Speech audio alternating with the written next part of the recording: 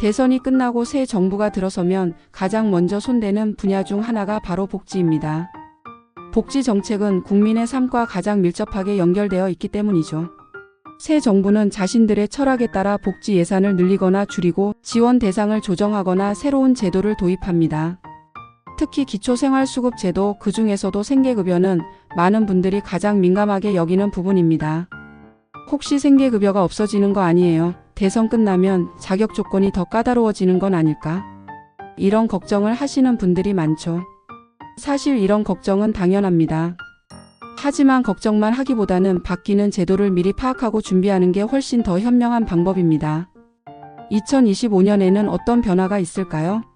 하나씩 자세히 살펴보겠습니다.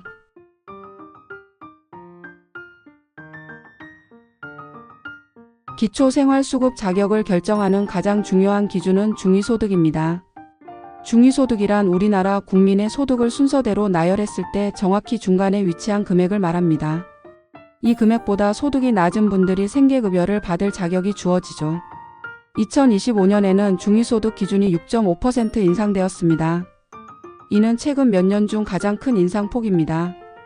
구체적인 금액을 살펴보면 1인 가구 2024년 71만 3,100원에서 2025년 76만 5,444원 2인 가구 2024년 121만 6,159원 2025년 129만 5,209원 4인 가구 2024년 183만 3,572원 2025년 195만 1,287원 이 숫자가 왜 중요하냐고요? 바로 이 금액보다 소득이 적은 가구가 생계급여를 받을 수 있기 때문입니다. 기준이 올라가면서 이전에는 소득이 살짝 높아서 수급 대상에서 제외되었던 분들이 이제 자격에 포함될 가능성이 커졌습니다. 정부는 이번 기준 인상으로 약 7만 명이 새롭게 생계급여를 받을 수 있을 거라고 발표했습니다. 즉, 더 많은 분들이 지원을 받을 기회가 열린 거예요. 실제 사례. 중위소득 인상으로 삶이 바뀐 사람들. 부산 사하구 박민수님 40세 1인 가구. 박민수님은 편의점 야간 아르바이트로 월 75만 원을 벌고 있었습니다. 작년에는 중위소득 기준 71만 3,100원을 살짝 넘겨 수급 대상이 되지 못했죠. 하지만 2025년 중위소득 기준이 76만 5,444원으로 오르면서 박민수님은 생계급여 대상이 되었습니다. 이제 매달 40만 원을 추가로 지원받고 있어요. 박민수님은 이렇게 말씀하셨습니다. 월급만으로는 카드 돌려막기 하느라 숨이 막혔어요. 이제 생계급여 덕분에 조금씩 숨통이 트이고 생활이 안정되고 있어요. 진작 알았으면 더 일찍 신청했을 텐데요. 대구 달서구 최영미님 45세 2인 가구. 최영미님은 남편과 함께 프리랜서로 일하며 월 120만 원 정도를 벌고 있었습니다. 2024년에는 2인 가구 중위소득 121만 6,159원을 살짝 넘겨 수급 대상이 아니었죠. 하지만 2025년 기준이 129만 5,209원으로 오르면서 새롭게 자격을 얻었고 매달 50만 원의 생계급여를 받게 되었습니다. 이 돈으로 아이 학원비도 내고 집에서 따뜻한 밥을 먹을 수 있게 됐어요. 기준이 바뀐 줄 몰랐다면 그냥 지나쳤을 거예요.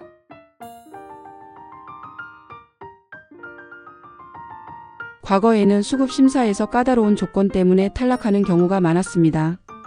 특히 자동차 소유나 부양 의무자 소득 때문에 혜택을 받지 못한 분들이 많았죠. 하지만 2025년부터 이 기준들이 크게 완화되었습니다. 이전에는 차량이 있으면 그 가액을 전부 재산으로 계산해 수급심사에서 불리하게 작용했습니다.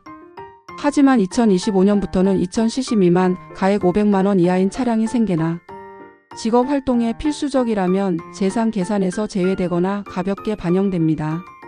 예를 들어 배달 일을 위해 꼭 필요한 오토바이나 소형차를 가진 분들도 이제 수급 가능성이 훨씬 커졌습니다.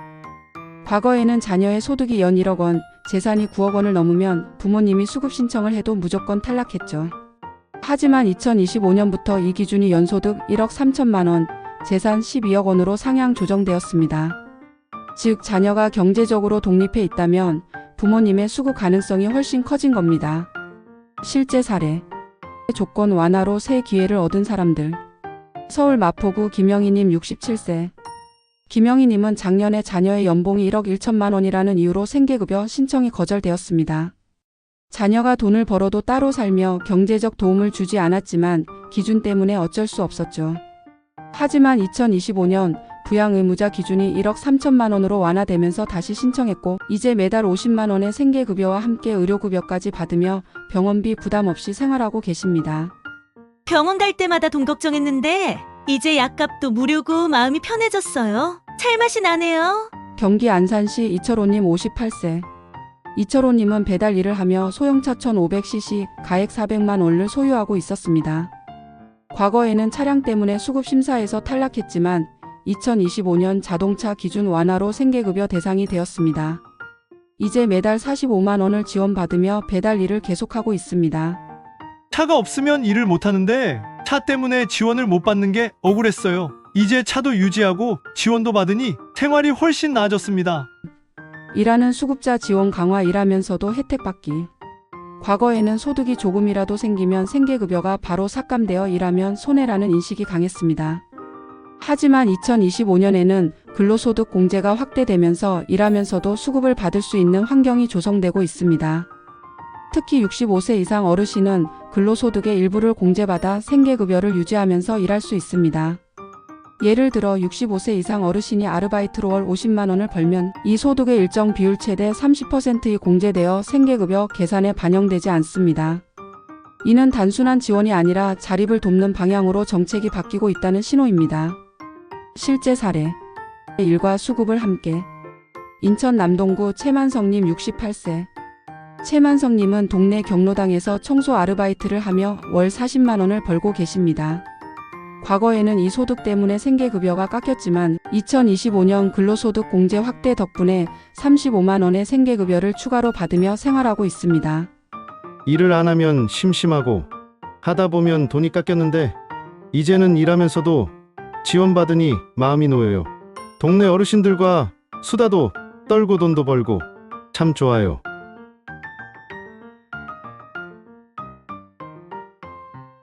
생계급여뿐 아니라 주거급여와 의료급여도 큰 변화를 맞고 있습니다. 주거급여는 낡은 집에 사는 분들에게 집수리 비용이나 임대료를 지원해주는 제도입니다. 2025년에는 주거급여 대상이 확대되면서 더 많은 분들이 집을 고치거나 안정적인 주거 환경을 누릴 수 있게 되었습니다. 의료급여도 병원비 부담을 크게 줄여주는 중요한 지원이죠. 실제 사례. 주거급여로 새 삶을 찾은 사람들.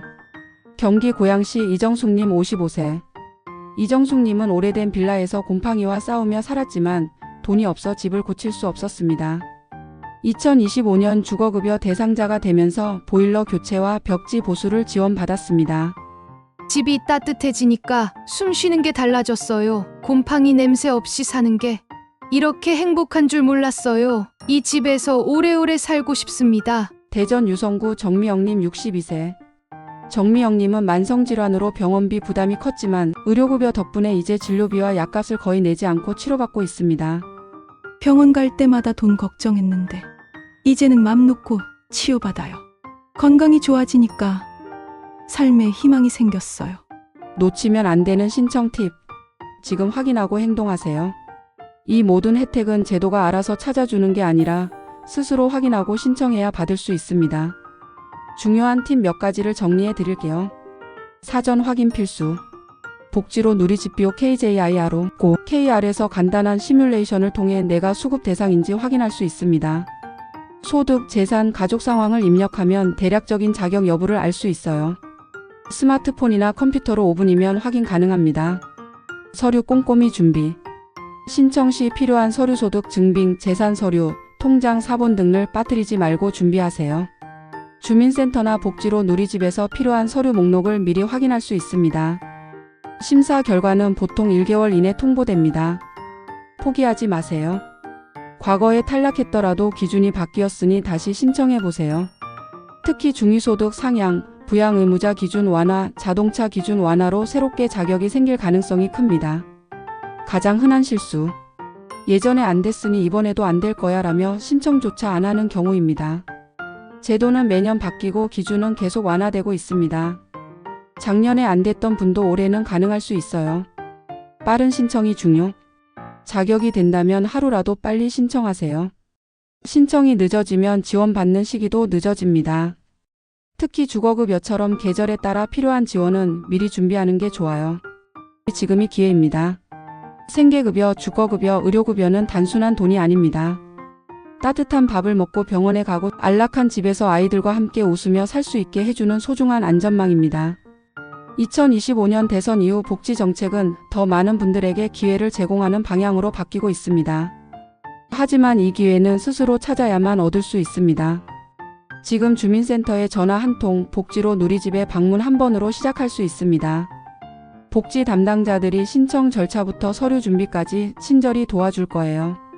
혹시 나도 될까? 라는 생각이 드신다면 망설이지 말고 확인해 보세요.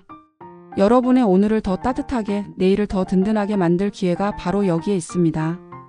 추가 팁. 복지 담당자와 상담하세요.